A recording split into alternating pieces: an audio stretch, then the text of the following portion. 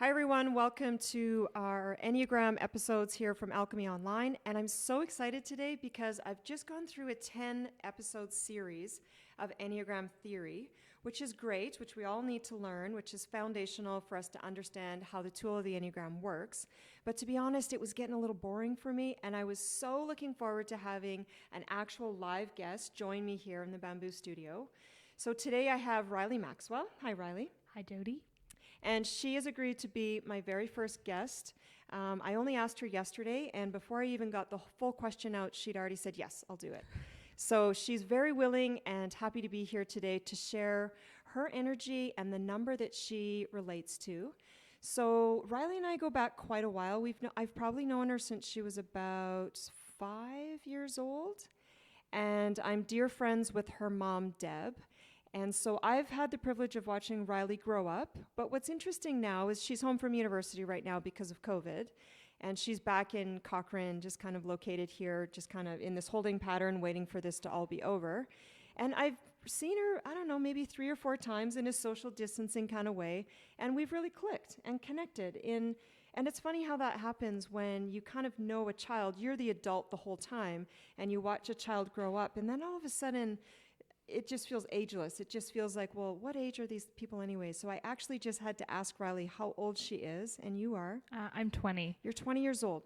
So young to come to the Enneagram, which I think is amazing and awesome because she will have this tool in her back pocket for her own personal use, but also in relationship with family members, with friendships, and just in the world. So it thrills me to no end that she already has this in her repertoire of tools.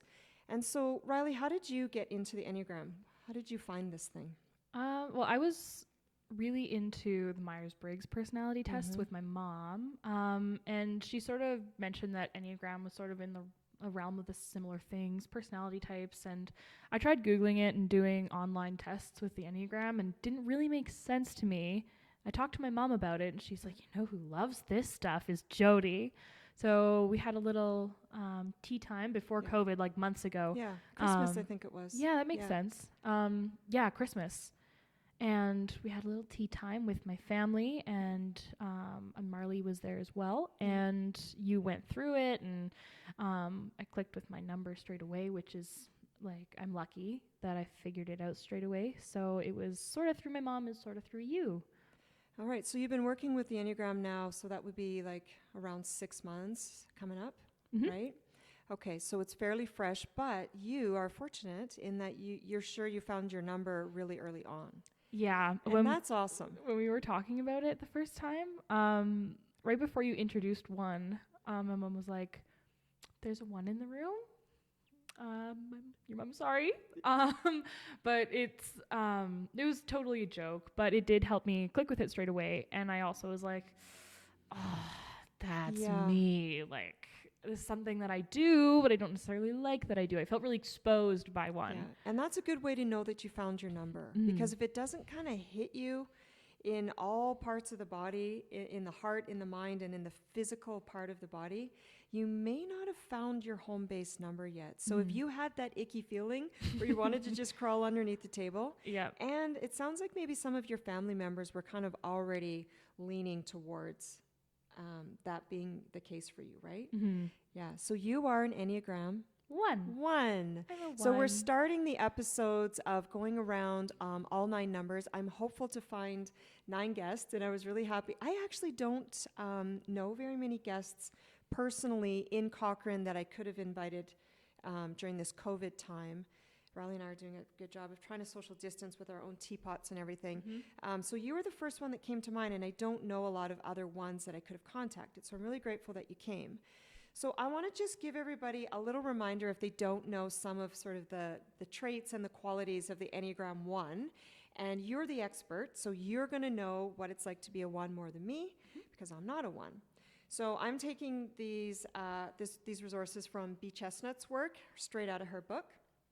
And here's the wonderful things that Rylee knows to be true for herself. So 1s seek good. They seek to do the right thing, to be virtuous, responsible, and to avoid fault and blame. Yeah, she's nodding her head on all of that. And here's just a rapid fire list of some words that kind of capture the one. Reliable, honest, well-intentioned, conscientious, hardworking, high standards, diligent, practical, and thrifty. I would say that makes sense. Yeah. Yeah, and at your age, you know, you're an adult, and you've been an adult for a couple of years now. But at your age, you might still be living into some of these words, right? You know, you come out of childhood, you come through your teenage years, and it's like you kind of shed some clothes, and then you step into more this identified personality. So if not all those words kind of resonate, they may not, or you might kind of live into them in the future. Okay, so would you add anything to that list of words? That actually fleshes it out pretty well. A lot of these words sort of make me feel like I have a code to live up to, kind of. And Enneagram 1 is in the body triad, right? Yeah. So as you're saying these, my shoulders are rigid, and I'm like, yes, those are my words, and it kind of feels a little bit rigid, tense, righteous kind of way. Like, yes, I must live up to those things. They're my virtues, my values, which is really important to the Enneagram 1. Yeah, so she's saying this without prompting, which is awesome. I can't make this stuff up. Yeah, sorry, you just used the word values, and my values and the things I believe, they're so strong. I don't like when they're challenged. So sometimes it's hard to talk about them casually if you don't believe the same things, because I'm like, don't violate my little code, my little list of rules and words. It's really important to you. It's really important to me. Integrity. So there's nothing you would add to that list. Let's just switch over to see some of more the liability, or when ones are less resourceful, depending on the words that you want to use. Ones tend to inhibit or repress the animal within. So Rylee already mentioned this really wisely, that 8s, 9s, and 1s live in the body triad. And so we can see how 8s are really obvious with the aliveness of the body, and it's often heard, felt, and seen in 8s. 9s are asleep to that energy, and 1s repress it, which is different than being asleep to it. So the animal instinct within, any of the natural rhythms of spontaneity, instinctive expression, and playfulness would be something that the Enneagram 1 would push down or repress. Does that feel like that? Do you relate to that? A little bit. Yeah.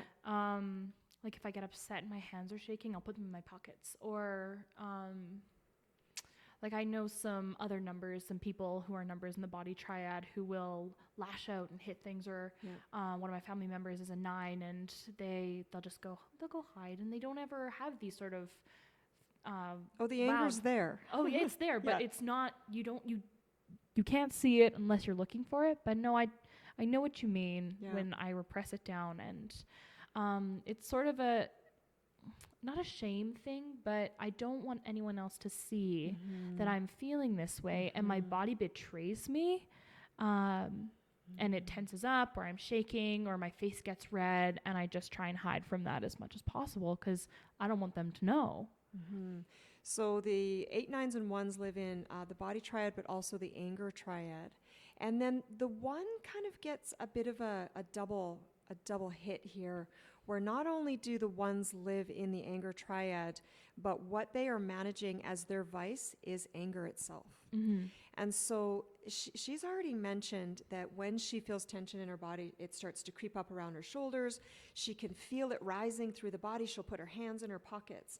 And what happens is the 1s in the body triad will have a message, a physiological message from the body that'll start in the gut.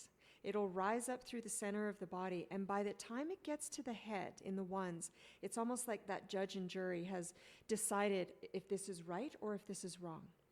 So not only do 1s do this externally in the world to help us stay in step and in line, but they first begin with themselves. So if she or anyone has a feeling in the body, it'll rise from the gut, come up to the head, and then they'll quickly make this discernment, this judgment call. Is this appropriate? Am I going to be seen as not capable, not responsible? All of these lists of words that we just mentioned were the high qualities of one, that ones are trying so hard to portray that they actually become quite tense and quite rigid in the body to suppress and repress that if they feel that it is not acceptable. I have a little voice in my head, and I almost can hear it saying, is this allowed?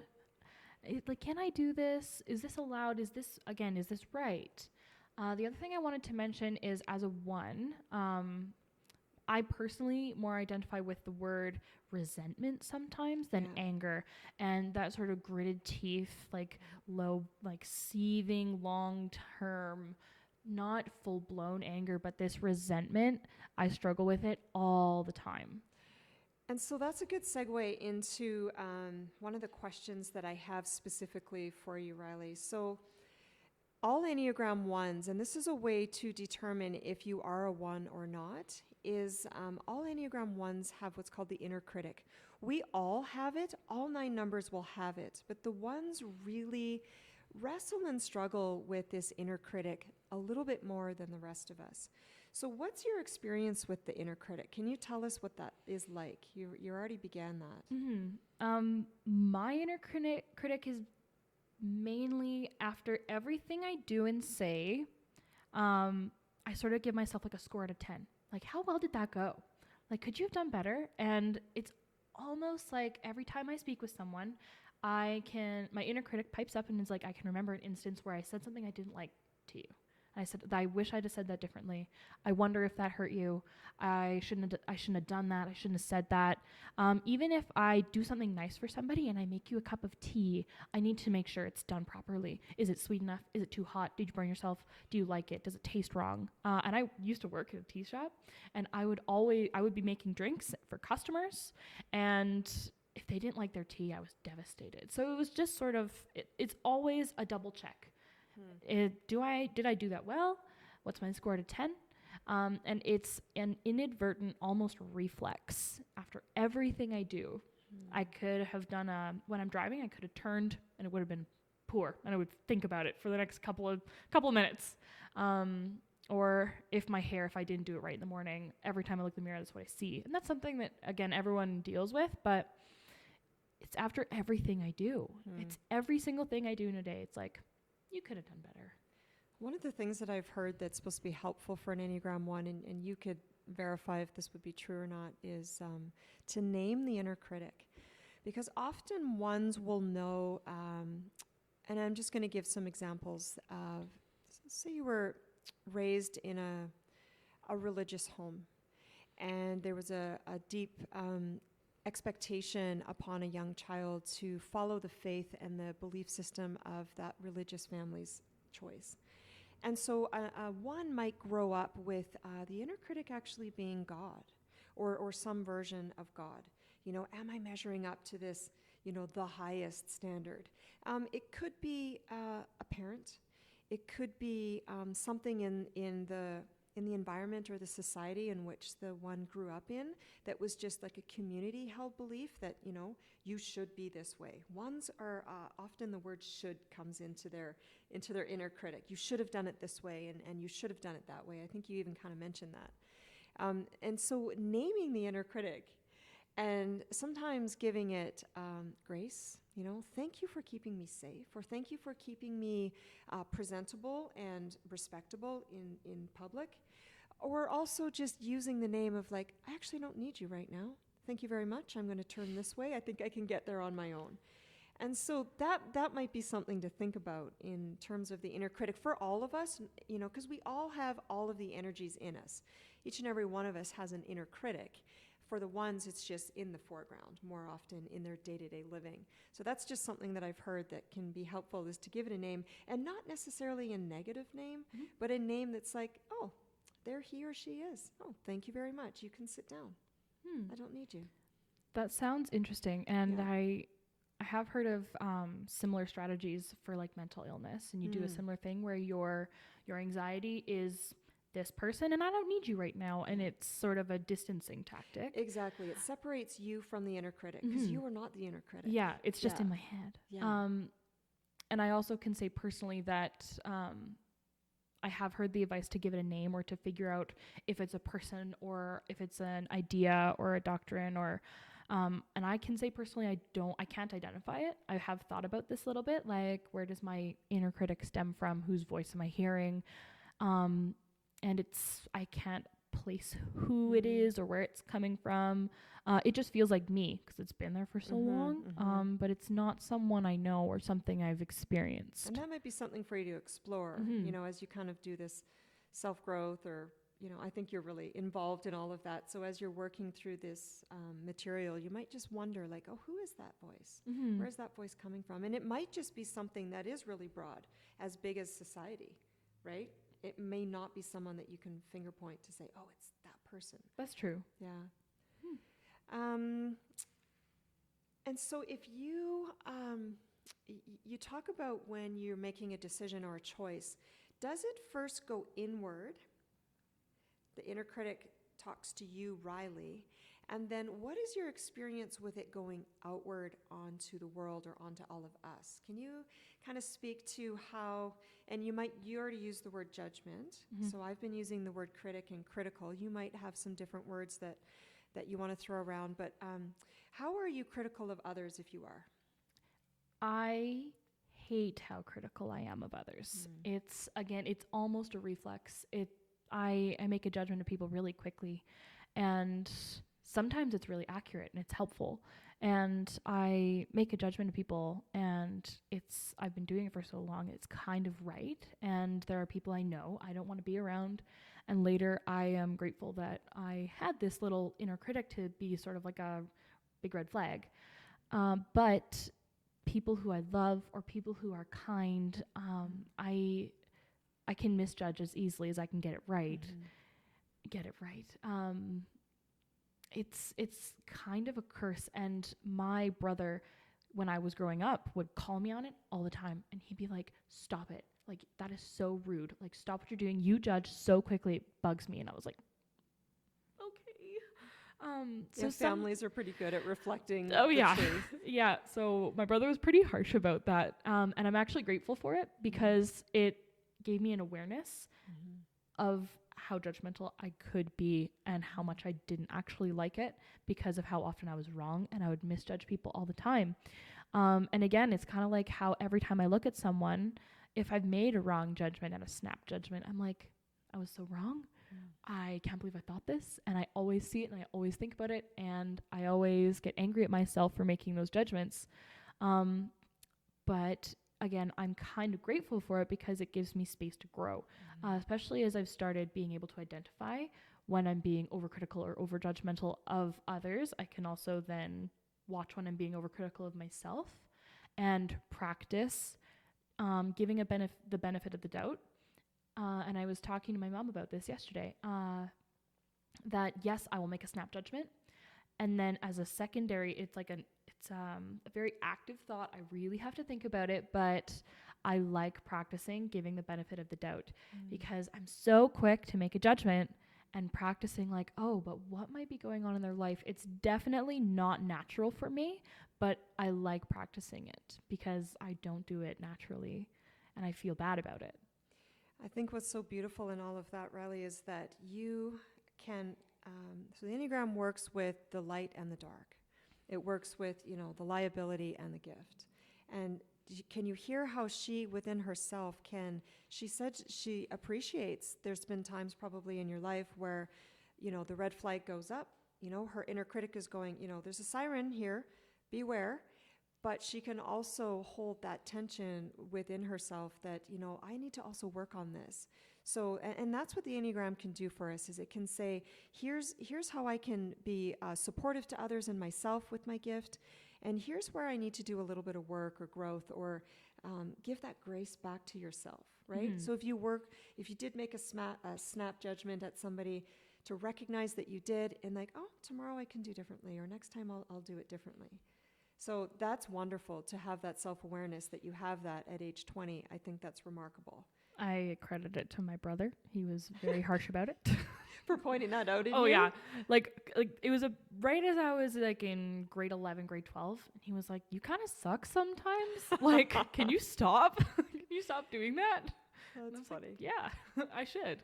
And so you kind of caught yourself a little bit. You said, sometimes when I know when I'm right about that. And so another hallmark feature of ones is their need to be right. And all of the 9 Enneagram numbers have a need to be fill in the blank. And that word for the 1 is the need to be right. Mm-hmm. And so talk to us a little bit about righteousness, self-righteousness. And you might have already kind of covered it, but does that kind of play out for you in any way? Absolutely. Even when I was a little kid, my family hated playing board games with me because if I didn't win... There's always that one family member that's hard to play board games. It's me. So I would like Monopoly. People would give me money all the time so I could buy the properties I need to buy. And I was just like a little nightmare because I had to be right.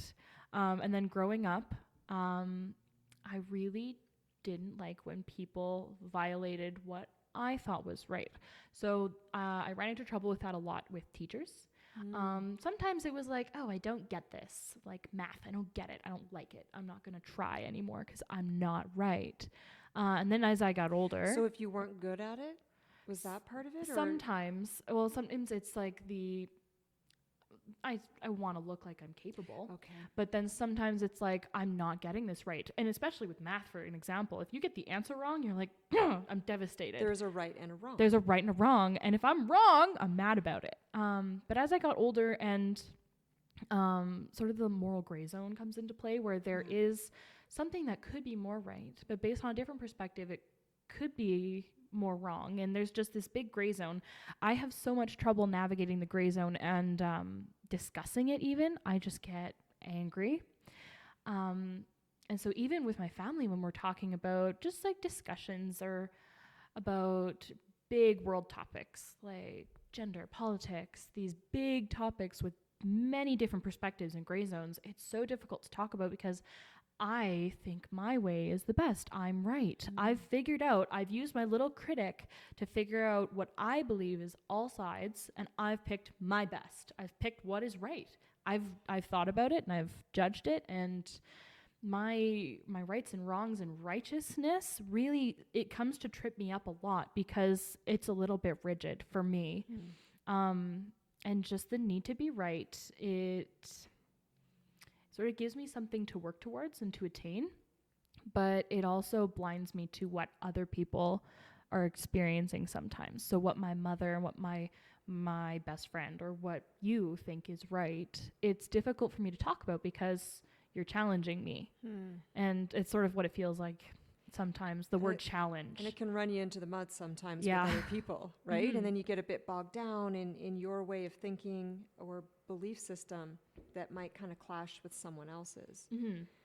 And I like actively knowing that I am working on what I think is right. So I typically like being alone, and I will pick a topic that I feel like I'm getting wrong, and I'll go and I'll research it, and I will learn what is right, and I'll learn as much as I can about it so that I am the most informed, and the odds of me being right are pretty good because I know more than you sometimes.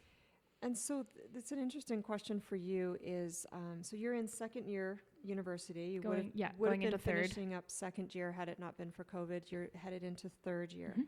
What are you studying? Well, I was an English major. Which is very gray. Very gray. Very gray. There is so much debate, and I didn't end up liking it. So this past semester, I worked on switching my major to studying biology and paleontology. So lots of research and... So you're Ross off Friends? Yeah, I know. I get that all the time. I've never actually seen Friends, but what I know of it is that Ross isn't a great guy. Well, it's a perfect time to binge watch Friends. I know. Yeah. So paleontology, the study of dinosaur bones. Dinosaurs and all extinct life, flora, fauna, anything that's not currently living is under the realm of paleontology. Very specific, very organized, very...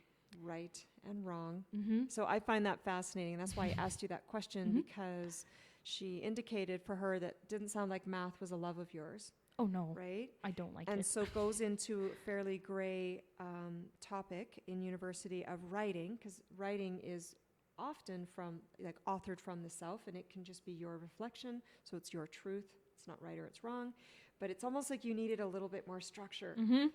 That's so fascinating to me. And then to end up going into something that is, you carbon date something, there's no, There's some well, I don't leeway, know. but there's some leeway, but it can be contestable. The thing I also didn't like about English is that sometimes it's writing is sort of a personal expression type Right. thing, and if you're marking my writing, like sometimes you're marking my research, but sometimes you're marking me. It feels Yeah. like you're marking me and grading me and my work. I didn't like it. I didn't like. Did you feel criticized? Extremely. Mm. You'd get papers back with red all over them. My high school English teacher used to do that, but I appreciated it as sort of like a more like, this is how I should grow. And it just didn't feel like that avenue was quite as open in university. So English wasn't for me. The last time I saw Rylee, she actually had a shirt on that had little dinosaurs on it. I should have worn it. What am I I thinking? actually thought you might wear that today just to like represent, but okay, so this is a nice place for us to just take a natural pause and a break, and then we'll pick it up in our second episode with Rylee, where we're going to listen to how she just indicated that her, what I think she was going to say is she can be sensitive, that if she got a paper back with red marks all over it, that was maybe something that was a heartfelt thing, which she's done a lot of talking about head thinking, right? And body feelings and sensations. But interesting move where Rylee goes when she goes to security and to stress. So we'll pick up that conversation in our next episode with her, and you can hear what happens to the Enneagram 1 when they're less resourceful.